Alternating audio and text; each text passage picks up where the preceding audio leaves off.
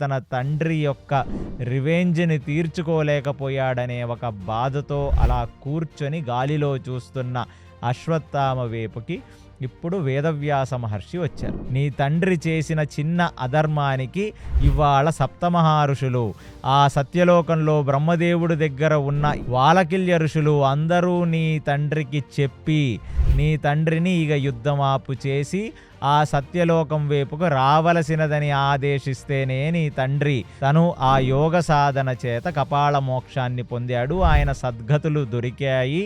ఆయన బృహస్పతి అంశ, ఇంద్రుడికి సమస్త దేవతలకి గురువైన బృహస్పతిలో ఐక్యమైపోయాడు అని తన నుదుటి మీద చెయ్యేసి అశ్వత్థామకు చెప్తుండగా ఇప్పుడు కొంచెం ఉపశమనం పొందాడు అశ్వత్థామ. నేను నా తండ్రి దగ్గర ఎన్నో అస్త్రశస్త్రాలను నేర్చుకున్నాను వేదవ్యాస మహర్షి, కానీ ఎందుకు నేను కృష్ణార్జునులను నిగ్రహించలేకపోతున్నాను.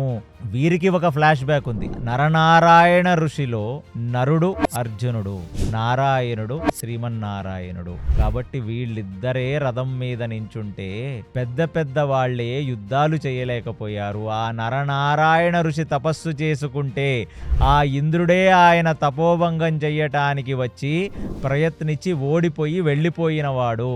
కాబట్టి నరనారాయణులను ఈ భూమండలంలో ఎవ్వరూ ఓడించలేరు